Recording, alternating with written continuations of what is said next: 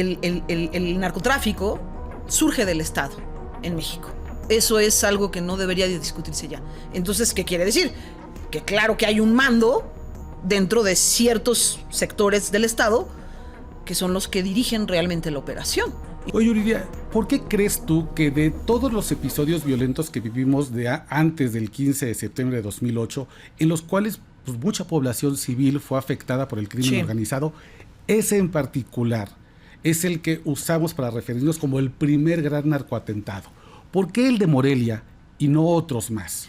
Porque tiene todos los elementos clásicos del terrorismo. O sea, un día, una fecha simbólica, claro, como es el nacionalismo, el 15 de septiembre, porque fue directamente a civiles sin duda, ¿no? En una fiesta nacional, y porque en ese momento salta la delincuencia organizada de una fase donde había ataques entre grupos a agredir directamente a la sociedad civil. Y de ahí, hasta ahora, ese cambio se ha notado y solo ha ido creciendo. Cada vez es más directo el ataque frontal hacia la sociedad civil a través de las amenazas, la extorsión. O sea, antes no se metían con la sociedad civil. A partir de ese evento creo que sí cambia por completo la configuración. Y hay otro, no sé si recuerdas, y justo también en Michoacán, ve todo lo que se concentra en Michoacán, ahora que hay hasta minas, ¿no? En los campos, ¿no? Claro. Bueno, pues cuando se hicieron rodar cabezas en un bar de Uruapan. El Sol y Sombra en Uruapan. Así es. Se toma un video y se hace viral. Y mira que casi coincide con el boom de los videos de decapitaciones del grupo ISIS o Estado Islámico, como se le conoce, previo justamente al 11 de septiembre. Estamos hablando de que entre 2000, 2001, 2002 y hasta 2003, fíjate, antes del 2008, empezó un boom de videos y entre ellos estaba el de Uruapan. Sí. Entonces, corrijo, fue antes del 2008, del atentado a Morelia. El caso de Sol y Sombra, ser un giro negro en Uruapan, donde llega un comando y avienta unas cabezas, las hace rodar por la pista de baile.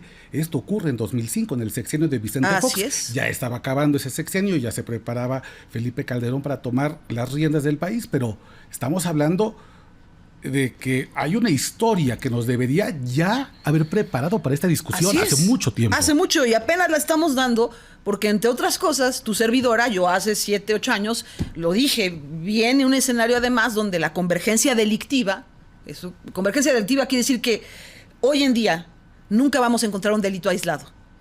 Donde hay un delito va a haber otro, y otro, y otro. ¿Y qué crees? Cada vez más grave.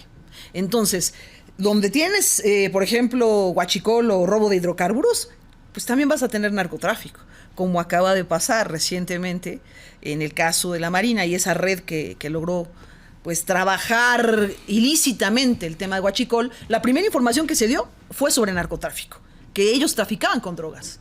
Luego se cambia la información y se dice que no, que era huachicol. ¿Qué crees? Que es las dos. Es narcotráfico, es huachicol, y si le rascas quizás sea otros 2, 3, 4 delitos. Incluso financiamiento del terrorismo. Porque están convergentes. Claro. No hay delitos separados. No hay delincuentes en estado puro. Oye, quisiera ir a otro tema que a mí me parece súper interesante, porque tú también fuiste pionera en hablar de esto, el tema de la barredora. Sí. Porque ahora estamos metidos en esta discusión justamente por Hernán Bermúdez Requena, el llamado comandante H o el abuelo, quien fue jefe de la policía de la seguridad de Tabasco, y en este momento ya detenido en Paraguay. La siguiente gran pregunta que nos estamos haciendo del país es si él era el número 1 o el número 2. Y si él es el número 2, el número 1 era el senador morenista Dan Augusto López, ex secretario de Gobernación. Pero tú antes que nadie ya hablabas de la barredora. Sí. ¿Cómo es que llega a ti el conocimiento de que existe este grupo criminal y tú como perfiladora, cómo observas a este grupo? Fíjate qué buena pregunta, Oscar, porque cuando hablamos de cárteles, pareciera que todo lo que ocurre en México es un cártel. Surge un grupo de robaautos y de autopartes, es un cártel. No lo es. Lo que pasa es que creamos un concepto para denominar algo. Sí. Ya no nos funciona. porque no define lo que está pasando. Y hay muchos otros grupos que están actuando al margen de la ley, pero en un fenómeno de hibridación delictiva. Lo que nos dice la hibridación delictiva es que las amenazas de la delincuencia organizada no solo van a provenir del exterior, sino de dentro del sistema. Wow. Entonces, con eso quiero decirte ya bastante, que el grupo de la Barredora es de ese tipo, de ese perfil. Es un grupo que atenta desde adentro, pero que muy probablemente, bueno, creo que ya quedó muy claro con la información que hay, fue creado por un sector del Estado para controlar como grupo de choque a otros grupos delictivos. ¿Y qué pasa? Terminan fusionándose o convirtiéndose en su similar, como suele ocurrir también con el terrorismo, ¿no? Los extremos se juntan. Y yo no sé si es el 1, el 2, y ¿qué crees? Me tiene casi sin importancia, porque este tipo de grupos de limpieza existen desde la familia michoacana. No olvidemos que ellos pusieron un desplegado, vamos a limpiar a Michoacán de la delincuencia organizada. ¿Y qué pasó? ¿En qué se convirtieron? En extorsionadores, homicidas, narcotraficantes. Entonces, el debate, por ejemplo, de las autodefensas, o el debate de los grupos de limpia social, o grupos de choque generados dentro de algunos sectores estatales, ese debería de ser el debate que estaríamos dando en este momento para un análisis técnico, profesional, científico, criminológico y de perfilación de organizaciones criminales. Y no que si Hernán es el 1, que si es amigo de Adán, que no. ¿Qué creen? Es un sistema y está contaminado y hay varios sectores seguramente, y no es el único. Y no es el único grupo de choque. Y no es la única barredora. Ayer platicábamos de eso. Hay una barredora, la de Tabasco, hay una barredora que está en Acapulco, Guerrero, hay otra barredora que está en Guanajuato. Así es. Es decir, parecía la repetición de un concepto. Y a mí algo que me parece muy interesante de la barredora es la estructura. Yo pienso que es el mundo al revés. Es decir, el cártel de Sinaloa, en su momento sabíamos que estaba dirigido por el Chapo Guzmán. El cártel Jalisco, sabemos que está dirigido por el Mencho.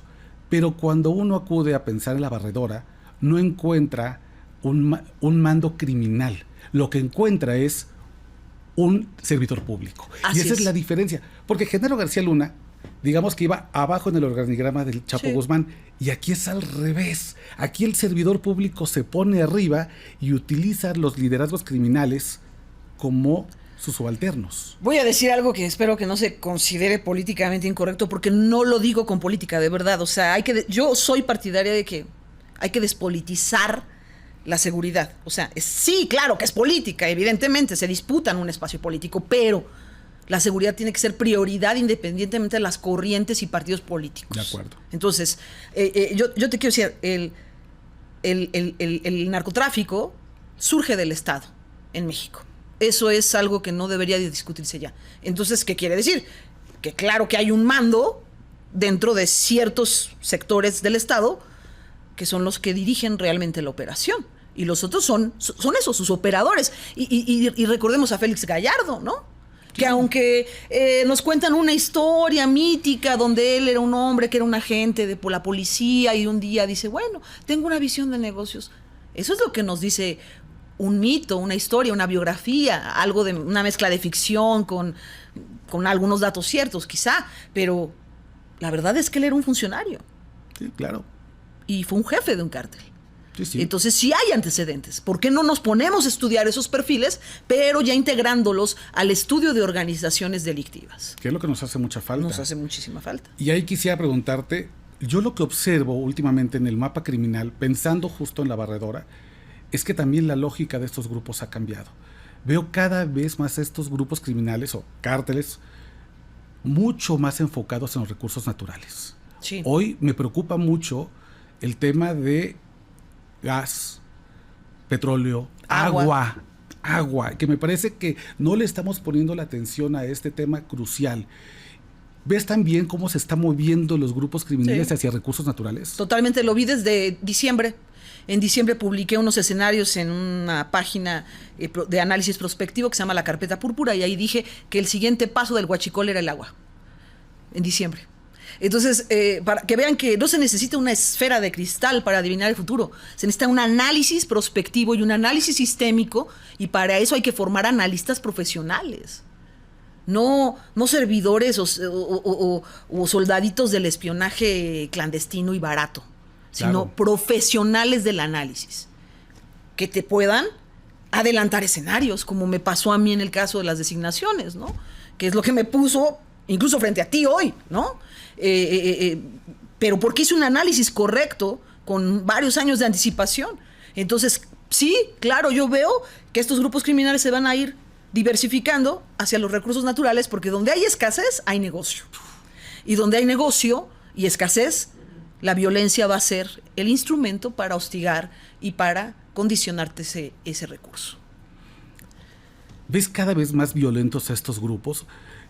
Yo recuerdo que cuando se empezó a discutir el tema de la barredora, el senador Gerardo Fernández Noroña, en una conferencia de prensa, minimizó este grupo criminal. Y dijo, no, a ver, no es lo mismo. A ver, Genaro García Luna estaba con el cártel de Sinaloa. Ese sí es un grupo peligroso. Este es la barredora, es un grupo chiquito.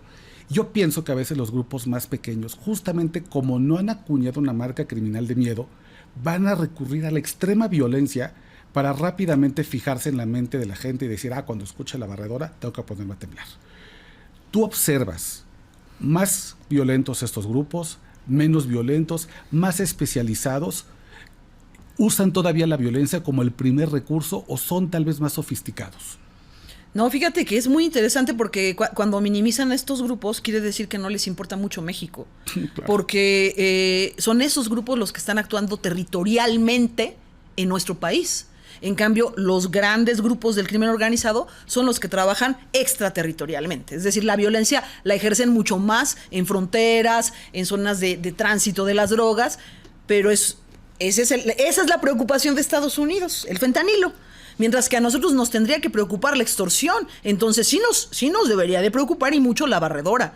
Y eso es minimizar el daño directo que se le está haciendo al ciudadano mexicano, no al grupo en sí. Entonces, empezar con ese tipo de minimizaciones y de actitudes despreciativas creo que no nos va a permitir avanzar en materia de seguridad. Yo te lo digo así, Oscar. Ahora, sí son sofisticados en términos de que conocen un proceso de amenaza y de intimidación gradual, ¿no? Ellos saben acercarse, incluso conocen a las comunidades a veces mucho mejor que algunos políticos. Es cierto. Conocen sus carencias y saben acercarse de esta manera. Pero comienzan con amenazas pequeñas.